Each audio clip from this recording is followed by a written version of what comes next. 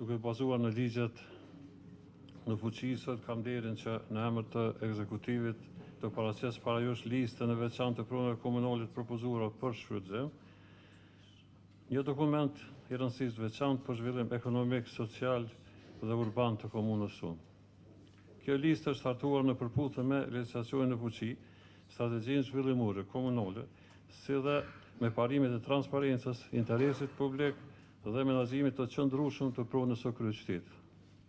Qëllimi kryesor është që pronat komunale të mos mbesin të pashfrytëzuara, por të vijnë në funksion të zhvillimit, krijimit të vendeve të reja të punës dhe rritjes së të hyrave për kryeqytetin. Pronat e përfshira në këtë listë janë analizuar me kujdes në aspektin juridik, urbanistik dhe ekonomik.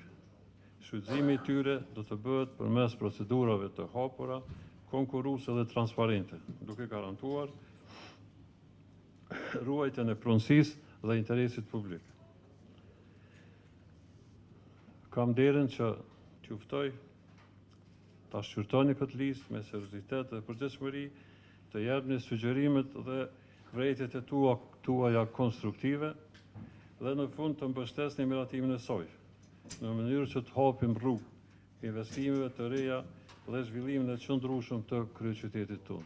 Faleminderit shumë. Sot para nesh është vendimi për miratimin e listave të pronave të veçanta për dhënien në shfrytëzim për vitin 2026, një çështje me rëndësi të veçantë për menaxhimin e pronës publike dhe për zhvillimin ekonomik e shoqëror të kryeqytetit.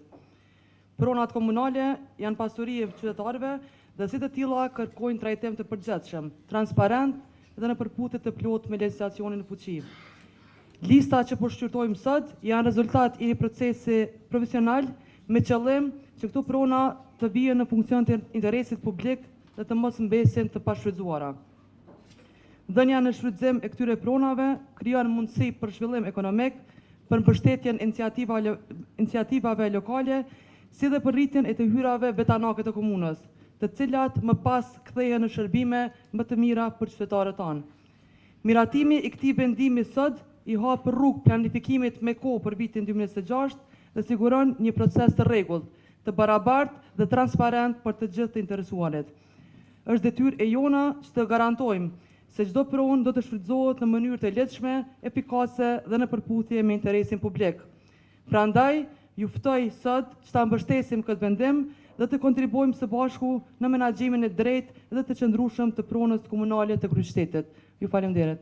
Seanca që po e mbajmë sot dhe pika për publikim të listës pronave të paluajshme të komunës së Prishtinës është një nga pikat kyçe të ligjit për dhënien në shfrytëzim dhe këmbim të pronës së paluajshme të komunës, e cila kërkohet pikërisht në nenin 13, e cili specifikon edhe vitin dhe datën se deri me 31 dhjetor duhet të bëhet publikimi i pronave të paluajshme të komunës së Prishtinës.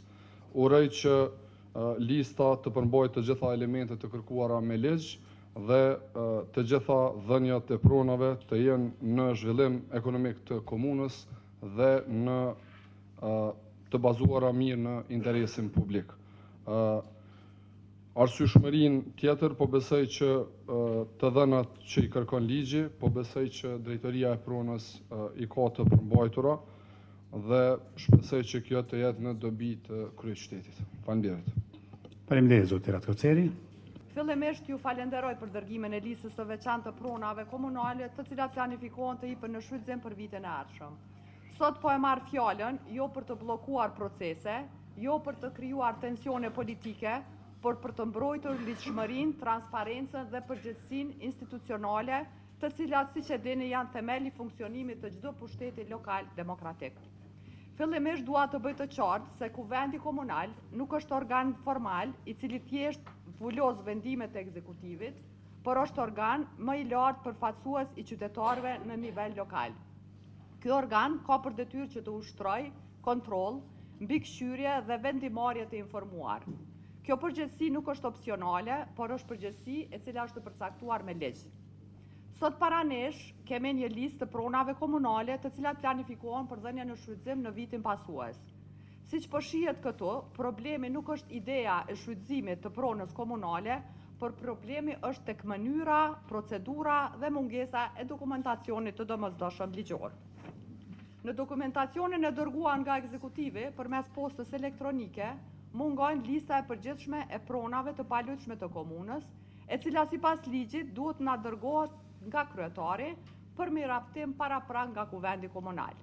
Ne këtu para vetës kemi vetëm një listë të veçantë e cila në vetvete është e mangët. Dua t'ju rikujtoj qartë kornizën ligjore, sepse këtu nuk po flasim për interpretime politike, por për një detyrim ligjor. Sa i përket aspektit ligjor dhe administrativ, dëgjuam vërejtjet cilet i bëri kolegja Nora. Nga praktika e dim se kur Nora ka bo vrejtje për çështjet pronave, ashtu ka rezultu, edhe në aspektin e lidhshmërisë, edhe atë administrativ. Po du pak me zbrit naracionin e bisedës, për shkak që qytetarët me kuptu qa po ndodh sot. Faktikisht, kjo pikë e renditës është kërkesë ligjore, do të prona duhet, lista e pronave duhet çdo vit miratohet deri me 31 dhjetor, nesër është afati i fundit. Dhe nëse nuk miratohet kjo listë, në fakt janë dy lista, e na sot, siç e tha Nora, po flasim veç për një listë, listën e përgjithshme. Mungon lista e veçantë. Nëse nuk miratohet, i bie që komuna e Prishtinës vitin e ardhshëm nuk mundet me dhënë asnjë pronë në shfrytëzim. Tu e ditë që prona publike, komunale, është një prej burimeve kryesore që mundëson tyra financiare, po edhe realizim të interesit publik, qoftë në infrastrukturë, qoftë në lëmi tjerë. Kjo nuk është mirë të ndodhë, do të thotë nuk është mirë që komuna e Prishtinës mos mundet vitin e ardhshëm me dhënë prona qoftë në këmbim, qoftë në shfrytëzim, qoftë në mënyra tjera që parashihen me ligj. Mirë, po në anën tjetër me sjell një listë me 5288 prona në një seancë jashtëzakonshme dhe me kërku prej asamblesë që me votu të njëjtën pa kompletim të dokumentacionit paraprak, me të vërtetë nuk është në rregull. Ky është një trajtim, siç kishte më thënë kolegi imi, makineri votash. Asamblestët nuk janë makineri votash. Nuk muj me ngrit dorën për me votu prona cilat as nuk e dim kush i zotron, kush është pronari ligjor, as kush i shfrytëzon, as cili është destinimi i tyre. Kjo mund të shërbej pastaj për shumë veprime tjera të jashtëligjshme. Mund të ketë qytetar që këto prona tashmë i kanë në shfrytëzim. Mund të ketë qytetar që kanë ndërtuar këto prona. Dhe miratimi një liste të tillë është një lloj shantazhi ndaj tyre. Unë kisha me apelu që kërkesat të cilat u paraqiten nga asamblestët për plotësim dokumentacionit bëhen sot. Të shpallet pauzë i kësaj seance dhe derisa dërgohet dokumentacioni i nevojshëm, mos të vazhdojmë, gjithsesi të vazhdojmë para afatit ligjor në mënyrë që listat miratohet. Ta kemi qartë, ne jemi për miratimin e kësaj liste, po lista duhet të jetë ashtu siç kërkohet me ligj. Po du m'ja përmend një shembull. Në këtë listë janë 17 parcela, në të cilat është ndërtuar një lagje luksoze. 17 parcela të lagjes Marigona, të sponsorëve, të kryetarit Roma e të partnerëve të restoraneve në kulme të ndërtesave, janë pjesë e kësaj liste. Ky është një farë tentative që të legjitimohet keqpërdorimi i pronës publike. Nëse këto parcela janë pjesë e kësaj liste, duhet pyetur atëherë çysh është leju që të ndërtohet në ato parcela. Qytetarët kanë blerë shtëpi atje, ndërtuesit kanë ndërtuar atje. Po flasim veç për 17 prej 5288-ve. Kush e din çka ka tjetër sen këto. Prandaj, kërkoj nga ju që ta plotësoni dokumentacionin, kërkoj nga ju që t'i doni parcelat cilat janë pronësi komunale dhe cilat janë të lira për këmbim ose për shfrytëzim ose për çfarë do qëllimi tjetër që i përdor komuna e që i shërbejnë interesit publik. Mirë po, tendenca që kështu fshehtas ta kalojmë një listë të tillë, veç se na i zbe një trosh presë që e kemi pas që do t'i ndërpreni praktikat që i keni pas gjatë mandatit kaluar, e cilat janë të përmendura shumë qartë në çdo raport auditimit. Prandaj bëj thirrje edhe kryetarit, edhe drejtorit pronës, edhe gjithë ekzekutivit që të reflektojnë dhe që t'i plotësojnë këto kërkesat të cilat i kemi parashtruar. Lëvizja vetëvendosje nuk është për bllokim, lëvizja vetëvendosje miraton lista ashtu sipas ligjit dhe sipas kritereve ligjore. Faleminderit. Është rast konkret, 17 parcela, cilat janë pjesë e listës që na keni sjellë në kuvend komunal.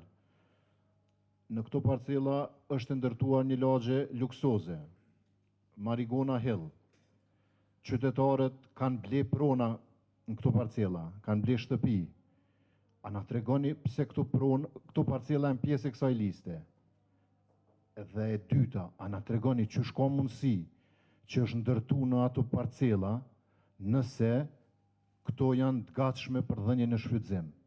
Unë e kam parasysh që kjo është një listë e gjanë, po duhet me ditë cila prej këtyre është e gatshme për më dhënë në shfrytëzim ose në këmbim, cila është e uzurpume, cila veç është dhënë me një kontratë qoftë me komunën, qoftë çfarë do kontratë tjetër. Edhe shumë mirë që përmend atë komisionin, për 4 vjet asnjëherë komuna e Prishtinës nuk e ka formuar atë komision i cili bën vlerësimin e pronave të cilat pastaj do t'ipen për këmbim ose për shfrytëzim. Prandaj, tu i ditë praktika që ka ndodhur deri tani, përbes e kemi të pamundur që ta votojmë një listë të tillë nëse e njëjta nuk korrigjohet dhe nëse nuk i marrim përgjigjet në kërkesat të cilat i parashtruam. Na e dim kryesues që personalisht e privatisht keni shumë prona, por është qysh janë të rëndësishme për ty pronat tua, për asamblen janë të rëndësishme pronat e komunës. E dyta, zoti kryetar, sipas informacione, përbes nuk e di ku banën, po një qytetar tash më ka shkruajtur, më ka thonë që pyete kryetarin se a banon në një nga lagjet private që u përmendën dhe a mundet me qenë konflikti i interesit pjesëmarrja në seancën e tillë. Faleminderit. Zdi që u lidhe me pronat mija, s'ka lidhe heq ajo. Absolut, heq, s'ka të bëj me pronat mija këtu heq.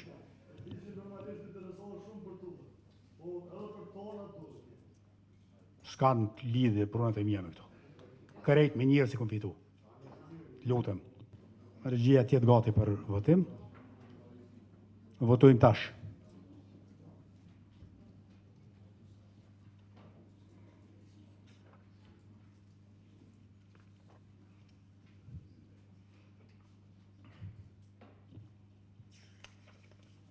Faleminderit.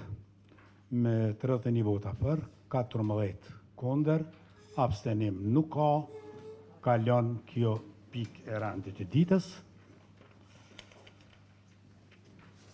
Nëse nuk keni diçka tjetër, atëherë kolegë të nderuar, ju falenderoj për pjesëmarrje dhe me kaq konstatoj të mbyllur këtë mbledhje të sotme dhe miru pashim në mbledhjen e ardhshme. Njëherët ju uroj vitin e ri të gjithëve. Urime festat.